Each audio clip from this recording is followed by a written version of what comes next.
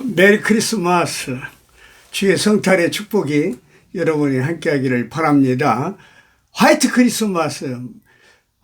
오랜만에 화이트 크리스마스를 우리가 맞이한 것 같아요. 아침에 창문을 열어보니까 온 세상이 또 그 푸르른 상록수에 하얗게 눈이 쌓여 있는데 어찌나 기분이 좋은지 모르겠어요. 어쨌든 즐거운 크리스마스를 우리가 내일 이제 맞이하겠습니다만은, 사실 우리 크리스마스 제 어렸을 때 기억하고는 지금 크리스마스는 상당히 차이가 있는 것 같아요. 왜냐하면 어렸을 때는 뭐 캐롤송도 길거리에서 많이 들을 수 있었고, 이곳저곳에 많은 뭐 크리스마스 추리도 있었고, 그리고 특별히 새벽에는 새벽송도 하고 그러는데, 새벽송 이야기가 나왔으니까 말입니다만, 제가 초등학교 다닐 때 철야하고 말이죠. 새벽에 이제 떡국을 먹고 새벽송 나간다고 그래서, 그때는 참 가난한 시절이었는데, 떡국을 받아보니까 건더기가 4개인가 밖에 안 들었어요. 그리고 다 국물이에요.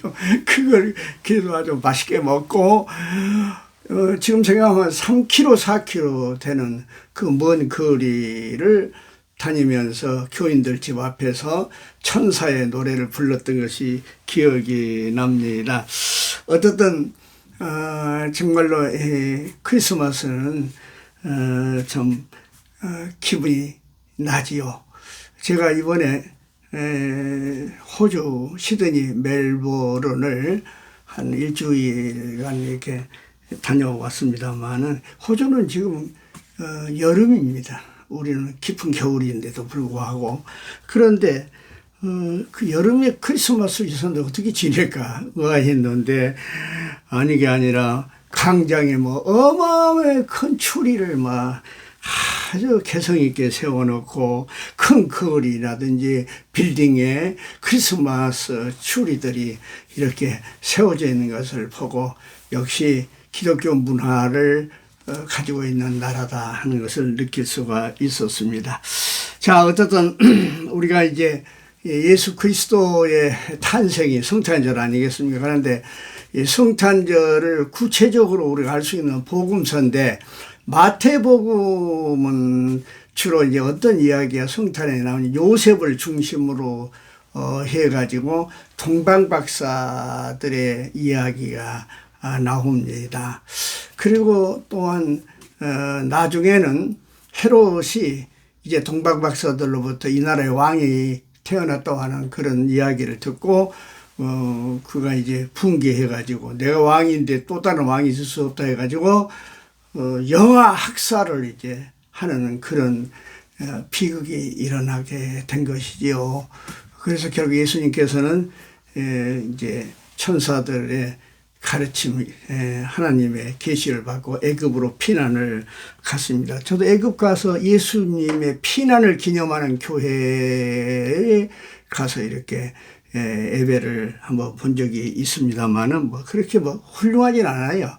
아주 별로 초라하다 할 정도로 그리스 정교회에서 그 예배당을 지어서 이렇게 그리스 정교회식으로 예배를 드린 것을 봤습니다만은, 어쨌든 간에 그 동방박사와 또는 그 유대인의 왕 이야기들에서 기득권자들에게 배척당하신 예수님이 마태복음에 나와 있는 걸 볼 수 있고, 누가복음에 보면은 예수 탄생이 말 구유에 누우신 예수님은 천사들의 노랫소리가 울려 퍼지고 말이죠.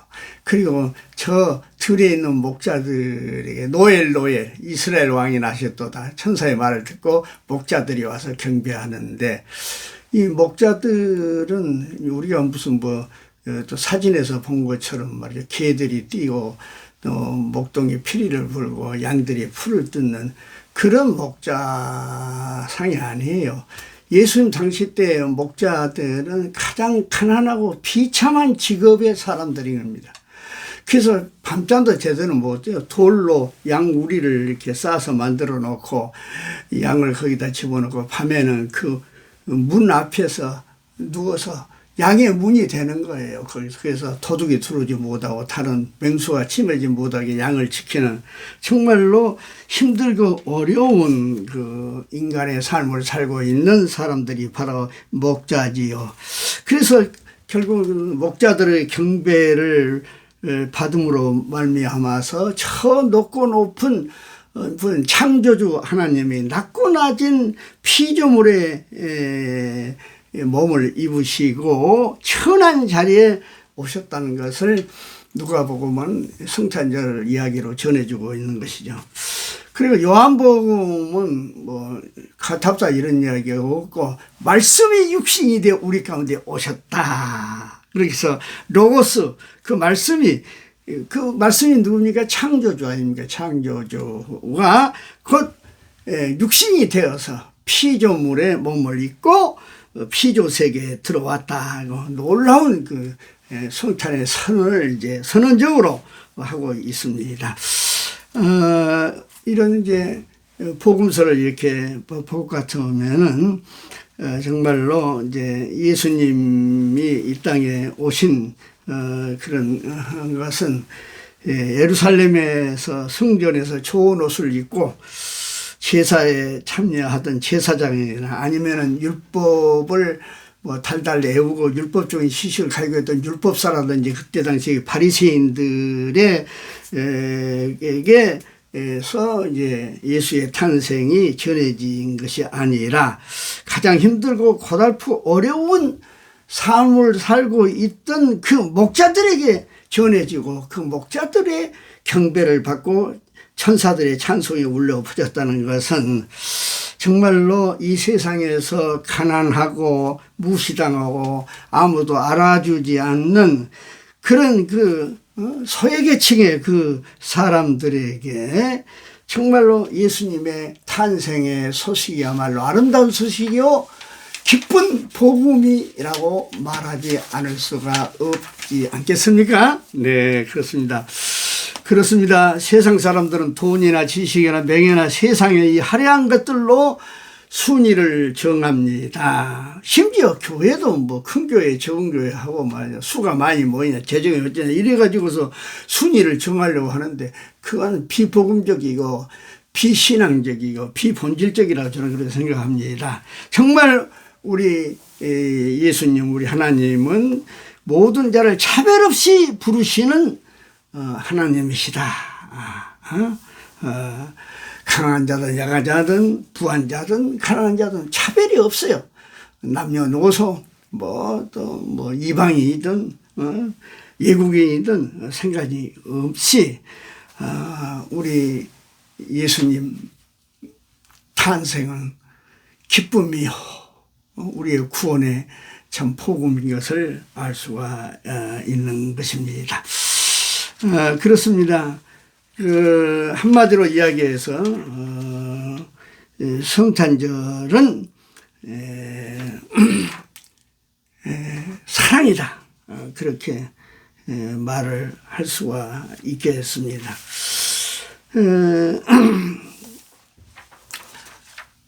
그런 이야기가 있지 않습니까? 1914년 1차 세계대전 중에 벨기에 이프로 지역에서 이제 독일군과 영국군이 대치하고 있었어요. 서로 총불을 겨누고 그렇게 하고 있었는데 끝이 보이지 않는 전쟁이죠. 1차 세계대전이죠. 1914년이니까. 그런데 정말 죽음의 공포 속에서 전쟁을 지금 치르고 있는데 그런데 성탄절을 며칠 앞둔 그런 시간이 돌아온 거 아니겠어요? 그런데 그때 참호 속에서 누군가가 크리스마스 캐롤을 부르기 시작한 거예요. 그런데 이 참호, 저 참호에서 캐롤이 흘러나오기 시작합니다. 아군우군 할 것 없이 말이죠. 근데 조금 있다가 그 참호 밖으로 크고 적은 자기들이 만든 크리스마스 추리를 앞에 내놨습니다. 근데 그러다 보니까는 참호 속에서 촛불을 켜놓고 있었던 군인들이 말이죠. 비무장 형태로 뛰어나와서 서로 얽혀안고 엉엉 울면서 주님의 탄생을 축하하는 거예요. 그리고 나서 포로를 서로 교환하고 말이죠. 죽은 시신들을 잘 수습해서 장례도 치러주고 말이죠. 그리고 급조로 축구장을 만들었다고 합니다. 축구장 만들어가지고 거기서 막 신나게 말이죠. 축구 시합도 하고 나서 축구 시합 다 끝나고 나서 그 사람들이 다 같이 모여서 평안을 염원하는 그런 크리스마스에 캐롤을 부르면서 사진을 찍었어요. 이 사진이 1915년 1월 8일 영국의 일간지 데일리 밀러에 그 사진이 실렸던 것입니다. 예. 그래서 뭐 이거 놀라운 크리스마스의 사건이 된 거예요. 저는 바랍니다. 지금 팔레스타인 하마스하고 이 이스라엘이 얼마나 치열한 지금 전쟁을 하고 있습니까? 러시아도 마찬가지이지 않습니까? 이런데 바로 금년 이 크리스마스에 말이죠.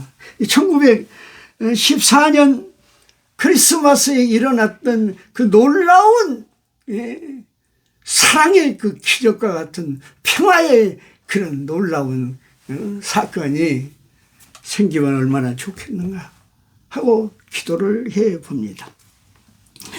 제약으로 죽을 수밖에 없는 온 인류의 암울한 현실 속에 말씀으로 참 빛과 참 소망으로 오신 로고스이신 예수님이 우리에게도 우리 가정에도 우리 교회에도 이 나라 이 땅에 이 전쟁하고 있는 바로 우크라이나, 러시아, 하마스, 팔레스타인, 이스라엘 그 전쟁터에도 임하여서 어둠이 빛으로 바뀌고 절망이 희망으로 바뀌고 사망이 생명으로 바뀌는 놀라운 역사가 이 성탄절에 우리에게 주어지기를 주님의 이름으로 축복합니다. 아멘. 기도하시겠습니다.